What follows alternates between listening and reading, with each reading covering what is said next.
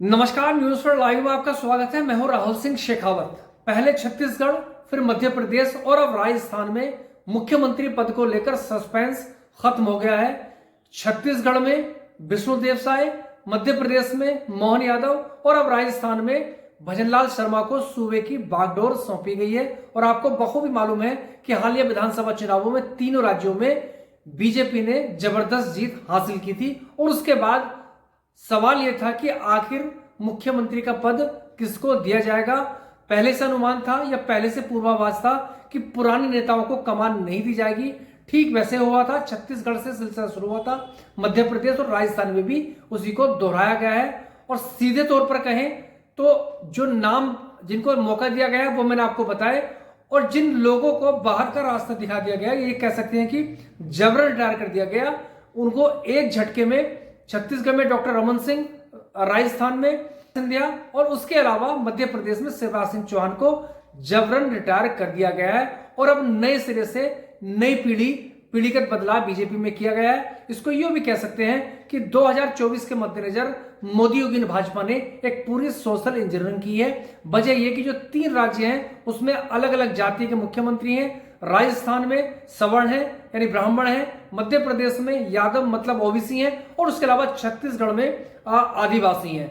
और आप जानते हैं कि छत्तीसगढ़ में आदिवासी का एक बाहुल्य है, मध्य प्रदेश में ओबीसी का एक अच्छा खासा तादाद है, और राजस्थान आप जानते हैं कि रजवाड़ों का राज्य है। लेकिन रजवाड़ों को खत्म करके कार्यकर्ता भजनलाल शर्मा को बागडोर सौंपी गई है। सवाल ये उठता है कि आखिर सिर्फ सोशल इंजीनियरिंग की गई है।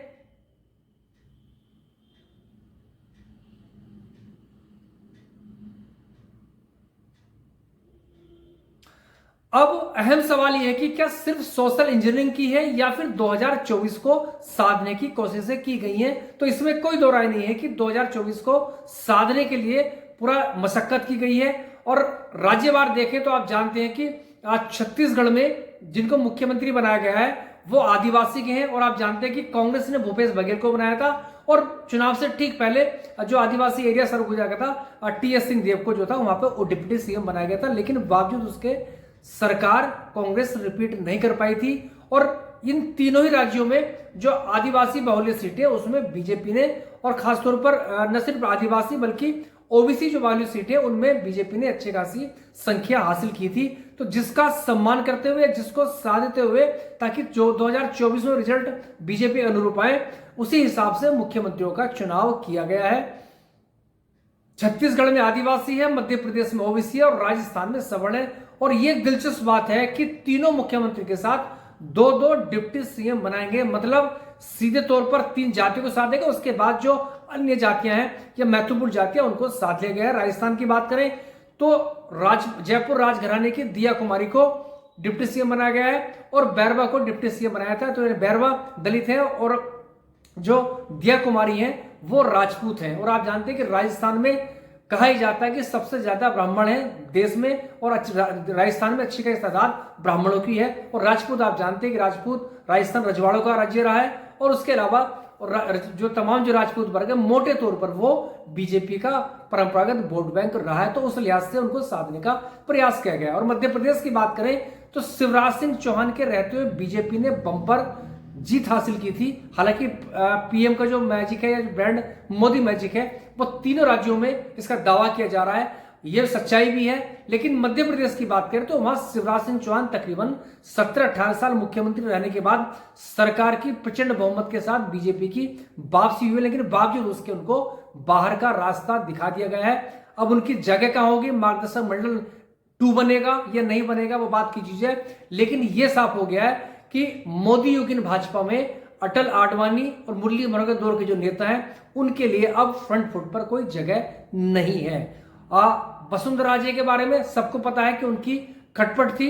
मोदी और शाह के साथ उनकी बहुत ज्यादा तालमेल नहीं था, न वो उनको पसंद करते थे न वो उनके सामने झुकने को तैयार थी। तो नतीजा सबके सामने है। और छत्तीसगढ़ की बात करें तो डॉक्टर रमन सिंह ऐसा लगता था कि उन्होंने बहुत पहले हार मान ही ली थी, बहुत ज्यादा उछल कूद उनकी नहीं थी। मध्य प्रदेश में सबकी निगाहें थी। वजह ये कि शिवराज सिंह चौहान को जिस तरह शुरू में नेग्लेक्ट किया था, उसके बाद फिर थोड़ा सा साधने की कोशिश की थी। और शिवराज चौहान ने बाकायदा मेहनत जमकर की थी और उसका परिणाम ये भी है कि उनकी योजनाएं भी हैं और ब्रांड मैजिक है, उसका अपना मतलब है। और मध्य प्रदेश में दिलचस्प तौर पर एक बहुत ही प्रचंड बहुमत की सरकार बनी है, बावजूद उसके शिवराज को बाहर का रास्ता दिखाया गया है। हालांकि ये पहली बार नहीं है और आप जानते हैं कि असम में भी सोनोवाल जो सरकार थी वो वापसी की थी, लेकिन वहां हेमंत बिस्वा शर्मा को मुख्यमंत्री बनाया गया था। बहरहाल दोनों राज्यों की स्थितियां अलग अलग हैं, लेकिन एक मैसेज बिल्कुल साफ है कि प्रधानमंत्री नरेंद्र मोदी ने सीधे तौर पर 2024 को साधने के लिए पूरी नए सिरे से सोशल इंजीनियरिंग की है और साथ ही साथ पार्टी में जो सेकंड लाइन है उसको नए सिरे से आगे लाने का या बढ़ाने का प्रयास किया गया है। दो उसके फैक्टर हैं, एक सीधे तौर पर जो पीढ़ीगत बदलाव है और दूसरा आप जानते हैं कि राजनीति परोपकार नहीं है, राजनीति में उठना चढ़ना गिरना ये सब लगा रहता है। तो जाहिर सी बात है, शिवराज सिंह चौहान की बात करें तो शिवराज सिंह चौहान और साथ ही साथ वसुंधरा राजे दोनों प्रधानमंत्री नरेंद्र मोदी के समकालीन नेता रहे हैं, या इसको ये भी कह सकते हैं कि उनसे ज्यादा ताकतवर मुख्यमंत्री तौर पर वो रहे हैं। और अब जबकि प्रधानमंत्री नरेंद्र मोदी बन चुके हैं, उसके बाद अपने दम पर उन्होंने बीजेपी को प्रचंड बहुमत लगातार राष्ट्रीय स्तर पर 2 बार लगातार दूसरी बार दिलाया, जो अपने आप में अकल्पनीय है। तो जाहिर सी बात है वो आज की तारीख में देश में लोकप्रिय नेता हैं। और उसके बाद अब उन्होंने जो था अपने सिरे से पूरी बीजेपी को उसका जो बीजेपी को जो नए तरह से गढ़ने का प्रयास किया है, तो उसमें उन्होंने अपनी एक पूरी टीम तैयार की है, चाहे वो उनकी सरकार में हो चाहे वो राज्यों में हो। और जो पुराने दौर के नेता थे उसमें सिर्फ राजस्थान और मध्य प्रदेश और छत्तीसगढ़ में बचे हुए थे, जो ये अटल आडवाणी के दौर के नेता थे और अभी तक ये चलते आ रहे थे। लेकिन इस बार बिल्कुल साफ था कि सरकार आएगी तो इनके लिए जगह बहुत ज्यादा नहीं होगी। तो ठीक उसी को दोहराते हुए इन तीनों की छुट्टी कर दी गई है और नए सिरे से सोशल इंजीनियरिंग को साधते हुए एक नई पीढ़ी को आगे किया गया है। और आपको मालूम है कि मध्य प्रदेश में मोहन यादव को बनाया गया है और आप जानते हैं कि यादव वोट बैंक उत्तर प्रदेश और बिहार में आप जानते हैं कि वहां यादव बाहुल्य जो ओबीसी राजनीति रही है, उसके अलावा राजस्थान और हरियाणा में भी यादवों की संख्या है। तो उस लिहाज से एक नॉर्दर्न इंडिया में यादव वोट बैंक को साधने का प्रयास किया गया। हालांकि मोटे तौर पर वो बीजेपी उनको कोसती भी रही है और सवाल भी खड़े करती रही है, उसके बाद अन्य वर्गों को साधती रही है, लेकिन उनको तरजीह देकर एक तरह से सीधे कह सकते हैं एक मैसेज दिया गया कि आपके लिए हमारे यहां भी जगह है। ये मतलब ये है कि जो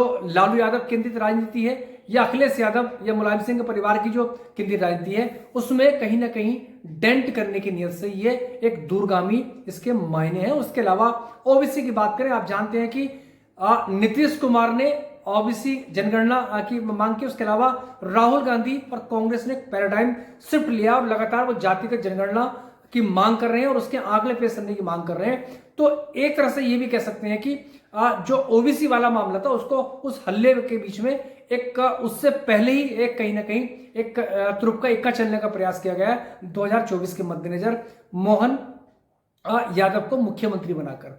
और सवर्ण को, चूंकि सवर्ण आप जानते हैं कि बीजेपी का मोटे तौर पर परंपरागत बैठ है, चाहे वो राजपूत हो या ब्राह्मण हो, और जो आंकड़े मोटे तौर पर निकल के आते हैं लगता ये है कि 75% इन टोटलिटी सवर्ण जो है बीजेपी को बहुत पूरी हिंदी बेल्ट में करते आ रहे हैं। तो उस लिहाज से राजस्थान में भजनलाल शर्मा को मुख्यमंत्री बनाकर उस वोट बैंक को साधने का प्रयास किया गया है। और आदिवासी का जिक्र मैं आपसे कर चुका हूं, क्योंकि आदिवासियों की संख्या छत्तीसगढ़ और मध्य प्रदेश और इवन राजस्थान में अच्छी खासी तादाद में है, जो मेवाड़ वाली बेल्ट है। तो उस लिहाज से एक मुख्यमंत्री आदिवासी का बनाया गया है। तो कुल मिलाकर यह है कि लब्बो-लुआब यह है कि सीधे तौर पर बीजेपी ने 2024 के मद्देनजर नए सिरे से समीकरण साध दिए हैं, पुराने युग के नेताओं को बाहर का रास्ता दिखा दिया है। नई पीढ़ी को कह सकती है, नए कार्यकर्ता अपने लिहाज से, अपनी सुविधा से या अपने राजनीति के लिहाज से आगे कर दिए गए हैं। जो आगे भविष्य नेता होंगे कितना कारगर साबित होंगे या जो ये एक्सपेरिमेंट है वो कितना अच्छा साबित होगा, आने वाला वक्त बताएगा। लेकिन ये तय है कि बीजेपी पूरी तरह से अब अमित शाह और मोदी के रंग में रंग गई है।